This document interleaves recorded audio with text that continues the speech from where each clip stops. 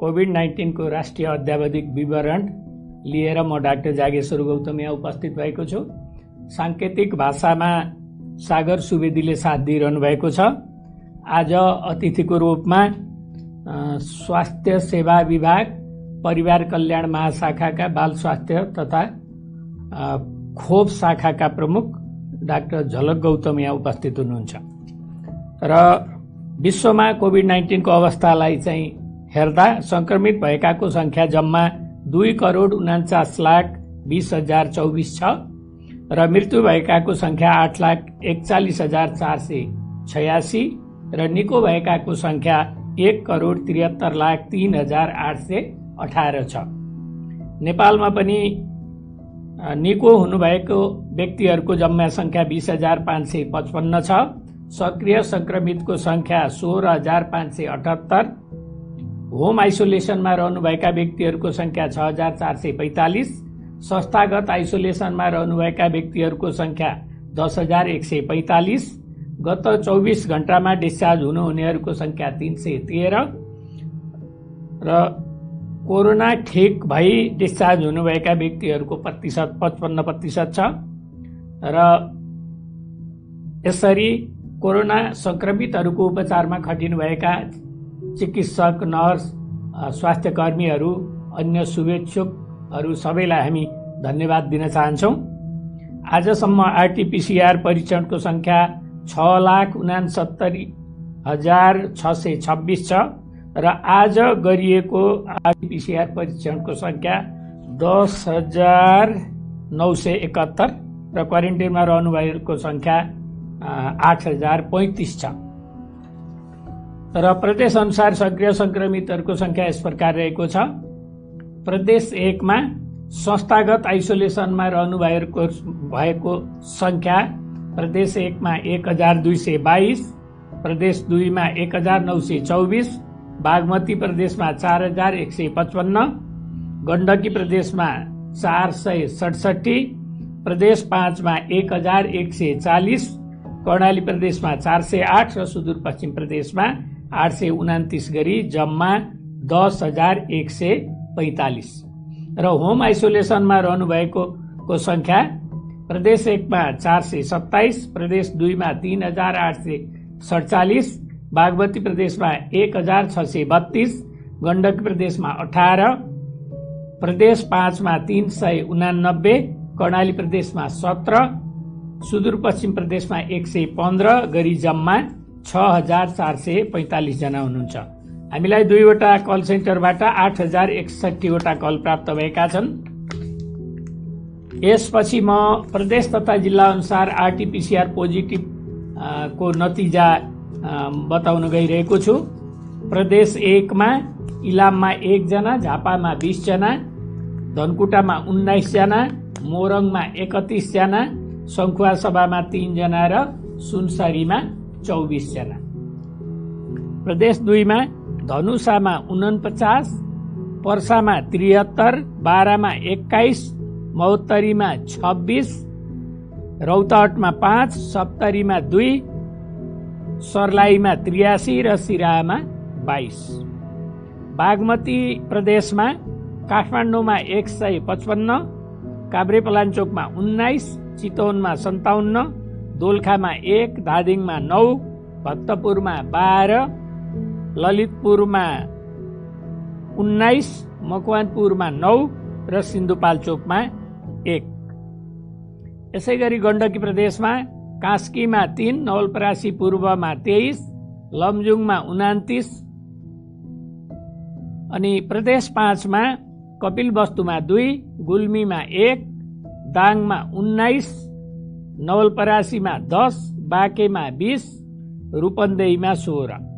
कर्णाली प्रदेशमा जाजरकोटमा 1, जुम्लामा 1, दैलेखमा 1, रुकुम पश्चिममा 1 र सुर्खेतमा 10। सुदूरपश्चिम प्रदेशमा कञ्चनपुरमा 17, कैलालीमा 19, दार्चुलामा 3, बजाङमा 26 र बैतडीमा 21 गरी जम्मा 242 महिला र 642 पुरुष गरी जम्मा 884 जना हुनुहुन्छ। प्रादेशिक रूपमा क्वारेन्टाइनमा रहेकाहरूको संख्या यस प्रकार छ। प्रदेश 1 मा 734, प्रदेश 2 मा 890, बागमतीमा 724, गण्डकीमा 2354, प्रदेश 5 मा 881, कर्णालीमा 402, सुदूरपश्चिममा 2050 गरी जम्मा 8035। हालसम्म डिस्चार्ज हुनेको विवरण प्रदेश वाइज: प्रदेश 1 मा 1559, प्रदेश 2 मा 4678, बागमतीमा 1001, गण्डकीमा 1703, प्रदेश 5 मा 4747, कर्णालीमा 2033, सुदूरपश्चिममा 4834 गरी जम्मा 20555। आइसियूमा रहनुभएका बिरामीहरूको विवरण: प्रदेश 1 मा 15, प्रदेश 2 मा 38, बागमतीमा 78, गण्डकीमा 3, प्रदेश 5 मा 17 र कर्णालीमा 24 गरी जम्मा 175। र भेन्टिलेटरमा उपचाररत बिरामीहरूको संख्या: प्रदेश 1 मा 3, बागमतीमा 17 र प्रदेश 5 मा 2 गरी जम्मा 22 जना। 500 भन्दा माथि सक्रिय संक्रमितहरू उपचाररत रहेका जिल्लाहरू: मोरङ, धनुषा, पर्सा, बारा, महोत्तरी, रौतहट, सर्लाही, काठमाडौँ र ललितपुर। संक्रमितहरू शून्य भएका जिल्लाहरू 2टा छन्, मुस्ताङ र हुम्ला। अब यसपछि डाक्टर झलक गौतमलाई आफ्नो कुरा राखिदिनु हुन म अनुरोध गर्दछु। नमस्कार, धन्यवाद। स्वास्थ्य तथा जनसङ्ख्या मन्त्रालयका प्रवक्ता डाक्टर जागेश्वर गौतमज्यू लगायत स्वास्थ्य मन्त्रालय र त्यो टिमलाई म धन्यवाद दिन चाहन्छु र आभार व्यक्त गर्न चाहन्छु। र बाल स्वास्थ्य तथा खोप सेवा सम्बन्धी केही जानकारी गराउनु पर्ने आवश्यकता महसुस भएर म त्यस सम्बन्धमा केही जानकारी गराउन चाहन्छु।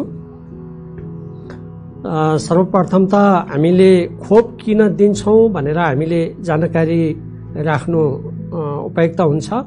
हामीले खोप दिएर जोगाउन सकिने रोगहरूबाट हुन सक्ने अपाङ्ग, बिरामी हुने दर र मृत्युदर घटाएर रोगहरूको नियन्त्रण, निवारण र उन्मूलनका लागि बालबालिकाहरूलाई हामीले खोप दिने गरेका छौँ र गर्भवती आमाहरूलाई पनि हामीले खोप दिन्छौँ।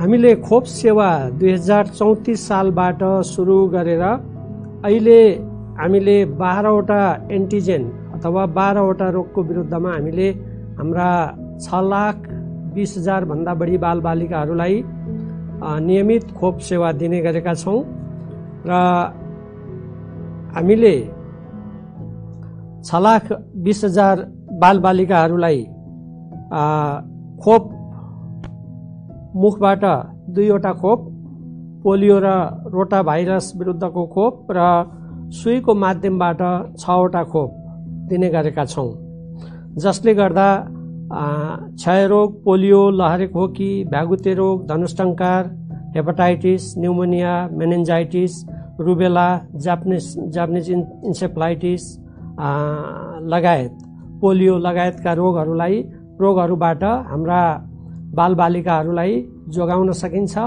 अपाङ्ग हुनबाट जोगाउन सकिन्छ, बिरामी हुनबाट जोगाउन सकिन्छ र मृत्यु हुनबाट जोगाउन सकिन्छ।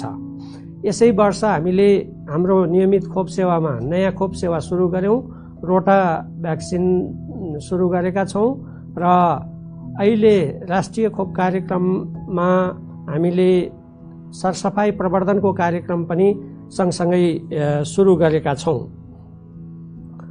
हामीले खोप सेवा सुरु गरिसकेपछि नेपालले धेरै उपलब्धिहरू हासिल गरेको छ। जस्तो बिफरलाई हामीले उन्मूलन गर्यौं, पोलियोलाई शून्य अवस्थामा पुर्यायौं र नवजात र शिशुलाई हुने धनुष्टङ्कार र गर्भवती आमाहरूलाई हुने धनुष्टङ्कारलाई हामीले निवारण गर्यौं र हामीले धेरै रोगहरूलाई नियन्त्रण गरेका छौं। जस्तो रुबेला र कन्जिनेटल रुबेला सिन्ड्रोम भन्छ, हेपाटाइटिस बी, डिप्थेरिया, लहरे खोकी, जापानिज इन्सेफ्लाइटिस लगायतका रोगहरूलाई हामीले नियन्त्रणमा राखेका छौं।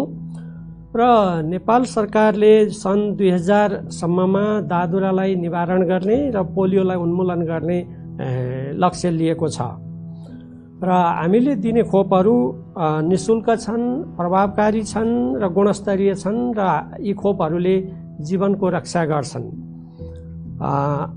नेपालले खोप सेवालाई व्यवस्थित गर्नका लागि खोप ऐन र खोप नियमावली समेत ल्याइसकेको छ र यो बाल अधिकारको विषय हो भन्ने कुरो त्यसमा प्रष्ट उल्लेख छ र खोप सेवा हामीले सरकारी स्वास्थ्य संस्थाहरू, प्राइभेट र निजी संस्थाहरू समेतमा हामी दिने गरेका छौँ र हाम्रा स्वास्थ्य संस्थाहरू र बाह्य खोप केन्द्रहरूबाट हामीले खोप सेवा दिन्छौँ र प्राइभेट संस्थाहरूले खोप सेवा दिनका लागि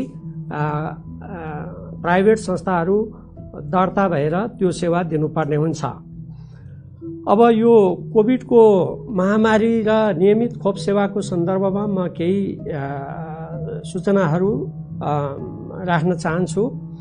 जब यो चैत्र 10 गते बन्दाबन्दी सुरु भयो त्यस पछाडि हाम्रो केही खोप सेवाहरू केही प्रभावित भयो र तुरुन्तै हामीले यो पीपीईको प्रयोग सम्बन्धी निर्देशिका स्वास्थ्य मन्त्रालयले जारी गर्यो र त्यसैमा आधारित भएर हामीले खोप सेवा सञ्चालन सम्बन्धी मार्गदर्शन भनेर हामीले त्यो जारी गर्यौं, जसमा हाम्रा स्वास्थ्य कर्मीहरूले खोप सेवा दिँदाखेरि सर्जिकल मास्कहरूको प्रयोग गर्ने, साबुन पानीले मिचीमिची हात धुने र दूरी कायम गरेर नियमित खोप सेवालाई सुचारू गर्ने भनेर हामीले त्यो अनुरोध गरिसकेपछि हाम्रो नियमित खोप सेवा केही अव्यवस्थित भएको नियमित खोप सेवा वैशाखदेखि यो पुनः नियमित रूपमा चल्न थाल्यो र असाढसम्ममा आइपुग्दाखेरि हामीले हाम्रा 100% हाम्रा खोप केन्द्रहरूबाट यो नियमित खोप सेवाहरू सञ्चालन गर्न सक्यौं। यही लकडाउनकै अवधिमा हाम्रो दादुरा रुबेलाको खोप अभियान स्थगित भएको थियो। त्यो खोप स्थगित भएको खोप अभियानलाई पनि हामीले लकडाउनकै पिरियडमा पनि हामीले सम्पन्न गर्यौं, जसमा हामीले दादुरा रुबेला खोप अभियानमा 25,91,000 भन्दा बढी हाम्रा बालबालिकाहरूलाई खोप दियौं र 16,37,000 भन्दा बढी बालबालिकाहरूलाई पोलियो थोपा पनि खुवायौं र लकडाउनकै अवधिमा केही जिल्लाहरूमा दादुराको महामारी फैलियो, जस्तो धादिङ, गोर्खा, काठमाडौँ। ती महामारी फैलिएका ठाउँमा पनि हामीले महामारीकै त्यही लकडाउनकै पिरियडमा निश्चित हाम्रा मापदण्डहरू अपनाएर, सुरक्षाका मापदण्डहरू अपनाएर हामीले 31,329 जना हाम्रा बालबालिकाहरूलाई दादुरा रुबेला विरुद्धको खोप पनि त्यही अवधिमा हामीले दिन सक्यौं। अनि यो कोभिडको यो महामारीको अवधिमा यो संक्रमणहरूलाई रोक्न सकियोस् र हाम्रो नियमित खोप सेवा पनि सुचारू होस् र हाम्रा स्वास्थ्य कर्मीहरूलाई पीपीईको समस्या नहोस् भनेर यसै वर्षदेखि हामीले मास्क, साबुन र सेनिटाइजर खरिद गर्नका लागि खोप कार्यकर्ताहरूलाई उपलब्ध गराउने गरी बजेटको व्यवस्था गरेका छौं र त्यो जिल्लाहरूमा पठाएका छौं र सबै जिल्लाहरूलाई म यो सामग्रीहरू खरिद गरेर हाम्रा खोप कार्यकर्ताहरूलाई उपलब्ध गराइदिनु हुनका लागि म हार्दिक अनुरोध गर्दछु। यसै वर्ष हामीले पूर्ण खोपयुक्त देश घोषणा गर्ने कार्यक्रम रहेको छ।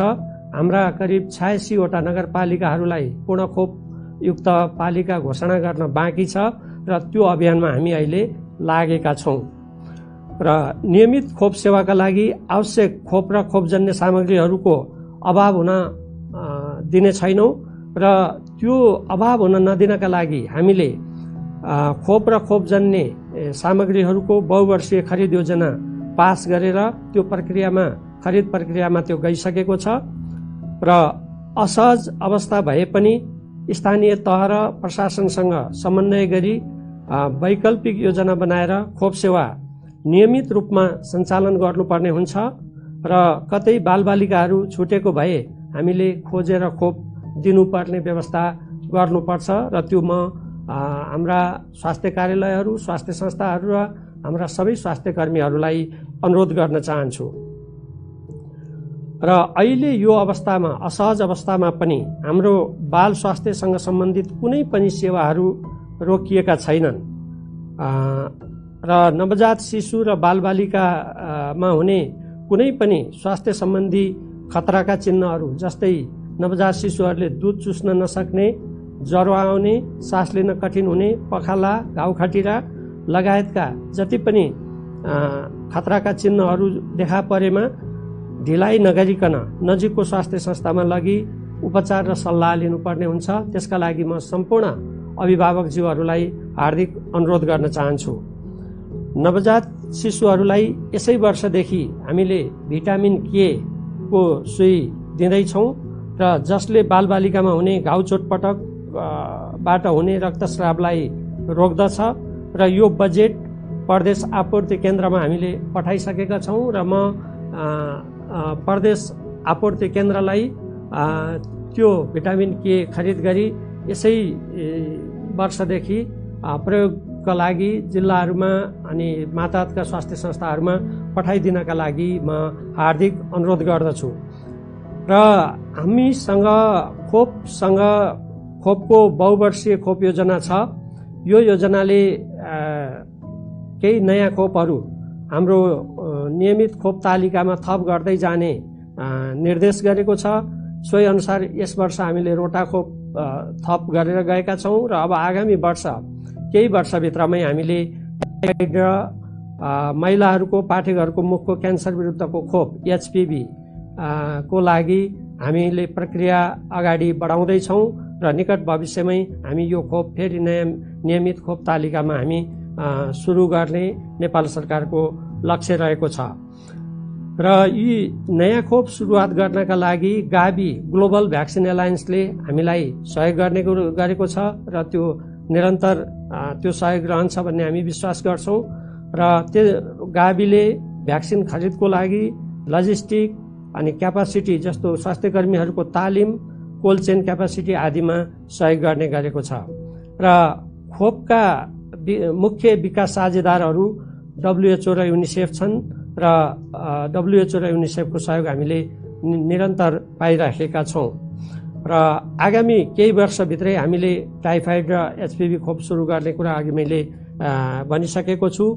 अब यो कोभिडको महामारीको सन्दर्भमा कोभिडसँग सम्बन्धित खोपको बारेमा धेरै जिज्ञासा हामीले पाएका छौँ र धेरै प्रश्नहरू हामीलाई सोध्ने गरिएको छ र हालसम्म विश्व स्वास्थ्य संगठन WHO ले प्रमाणित गरेको अथवा एप्रुभ गरेको कोभिड-19 सँग सम्बन्धित खोपहरू बजारमा आएका छैनन् र नेपालले प्रयोग गर्ने सबै खोपहरू WHO PQ खालको खोपहरू हामी प्रयोग गर्छौँ र हालसम्म 31 वटा खोप क्लिनिकल ट्रायलमा रहेका छन् र 142 वटा प्री क्लिनिकल नन ह्युमन उसको अवस्थामा ट्रायलमा रहेका छन्, जसमध्ये 9 वटा खोप फेज 3 तेस्रो चरणको क्लिनिकल ट्रायलमा रहेका छन्, जसमा हामीले खोपको प्रभावकारिता त्यसमा हेरिने गर्छ, एफिकेसी। र नेपालले खोपको तेस्रो चरणको अनुसन्धानमा चाहना व्यक्त गरिसकेको छ र खोप उत्पादन भइसकेपछि सबै मुलुक, धनी वा गरिब मुलुकहरूले समानताका आधारमा खोप पाउनुपर्छ भन्ने हाम्रो मान्यता रहेको छ र नियमित खोप सेवा सञ्चालन भएन भने बालबालिका त्यो खोपबाट छुटे भने दादुरा, डिप्थेरिया, जापानिज इन्सेफलाइटिस, पोलियो जस्ता रोगहरूको महामारी फैलिन सक्छ। केही ठाउँहरूमा हामीले महामारी फैलिएको पनि हामीले सर्भिलेन्समा, खोज पत्तालमा भेटिरहेका छौँ। ती रोगहरूको मृत्युदर कोभिड-19 को भन्दा बढी छ। त्यसैले हरेक बालबालिकाहरूले खोप पाउनुपर्छ र ती बालबालिकाहरूलाई हामीले नछुटाइकन खोप दिनुपर्छ। र अन्त्यमा म यो नियमित खोप सञ्चालन गर्ने, जस्तो अहिले कोभिडको यो असहज अवस्था, बाढी पहिरोको अवस्था, यो असहज अवस्थामा पनि हाम्रा सबै स्वास्थ्य कर्मीहरूले नियमित खोप सेवा सञ्चालन गरिरहनु भएको छ ती सबै स्वास्थ्य कर्मीहरूलाई म धन्यवाद दिन चाहन्छु, आभार व्यक्त गर्न चाहन्छु र हाम्रा सबै महिला स्वास्थ्य स्वयंसेविकाहरू र हामीलाई खोपमा सहयोग गर्ने गाभी, WHO, युनिसेफ र खोपको यो क्याम्पेनमा हामीलाई सहयोग गर्ने Rotary, Lions, Water Aid, Ncell, Red Cross, शिक्षक, क्लबहरू, सञ्चारकर्मीहरू र सबै सहयोगीहरू सबैलाई म धन्यवाद र आभार व्यक्त गर्न चाहन्छु र केही सञ्चार माध्यमहरूमा अहिले धेरै नियोनेटल डेथ बढी भयो भनेर केही सूचनाहरू आएका छन् र डरलाग्दा सूचनाहरू हामीले समाचारहरूमा पढ्ने गरेका छौँ। हामीले 3 वर्षको तथ्याङ्क हेर्दाखेरि 2074-75 को तथ्याङ्क हेर्दा 28 दिनभित्रका शिशुहरू हाम्रो संस्थामा 716 जनाको मृत्यु भएको थियो। 75-76 मा 680 जनाको मृत्यु भएको थियो र 76-77 मा अहिलेसम्मको तथ्याङ्कमा संस्थागत जुन नियोनेटल डेथ 28 दिनभित्रको शिशुको मृत्यु 712 भएको छ। त्यसकारणले कुनै पनि समाचार सम्प्रेषण गरिदिँदाखेरि तथ्यमा आधारित भएर समाचार सम्प्रेषण गरिदिनु हुन म सबै सञ्चार माध्यम र सबै महानुभावहरूलाई अनुरोध गर्दै आफ्नो भनाइ यहीँ टुङ्ग्याउँछु। धन्यवाद, नमस्कार। धन्यवाद डाक्टर झलक गौतमलाई।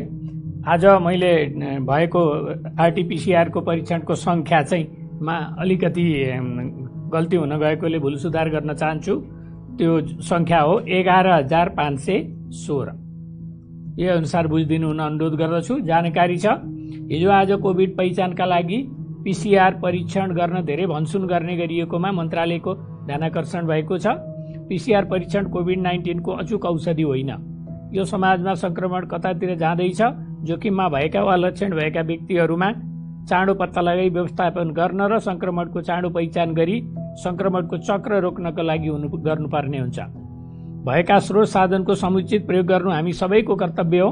कोभिड-19 परीक्षणमा प्रयोग हुने उपकरण र रिएजेन्टहरू हाम्रो देशमा बन्दैनन्।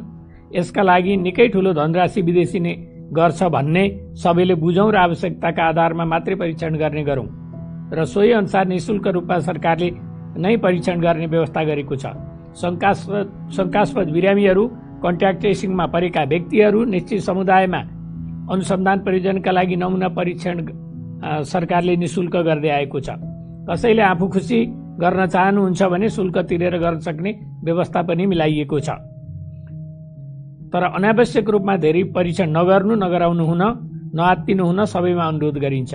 धनी देशहरूमा बनेका स्वास्थ्यजन्य सामग्रीहरू हाम्रो जस्तो देशमा ल्याएर प्रयोग गर्दा स्वभावैले निकै महँगो पर्न जान्छ।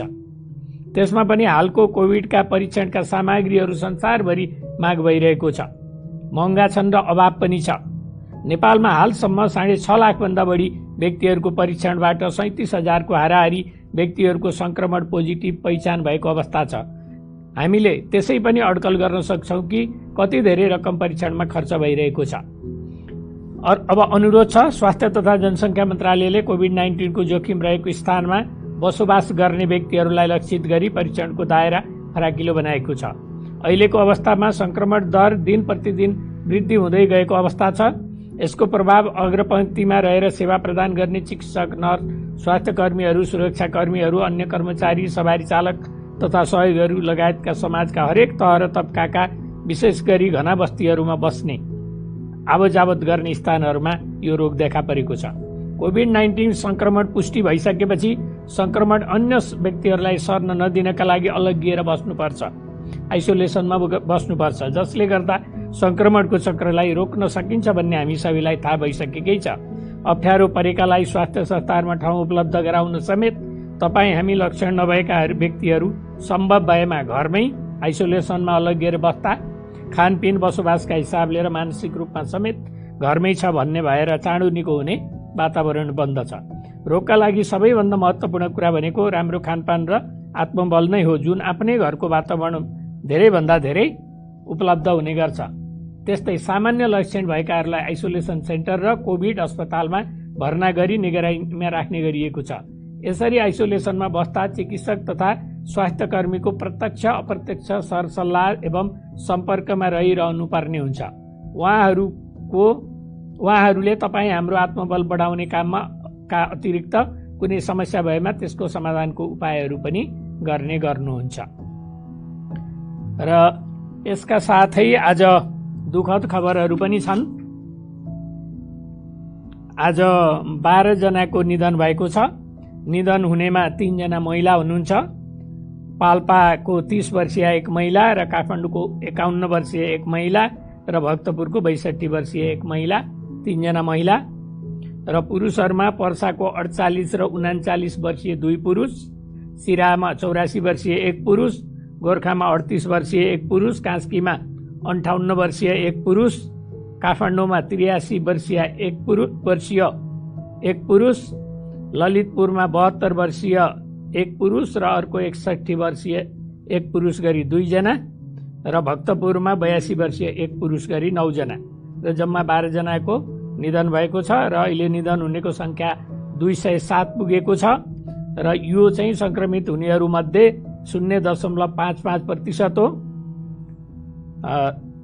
निधन हुनुहुनेहरूप्रति स्वास्थ्य तथा जनसङ्ख्या मन्त्रालय हार्दिक श्रद्धाञ्जली व्यक्त गर्दछ र शोक सन्तप्त परिवारप्रति संवेदना पनि प्रकट गर्दछ। यसका साथै कोरोनाको यो अपडेट यहीँनिर सकिन्छ। मलाई पनि बिदा दिनुहोस्। धन्यवाद। नमस्कार।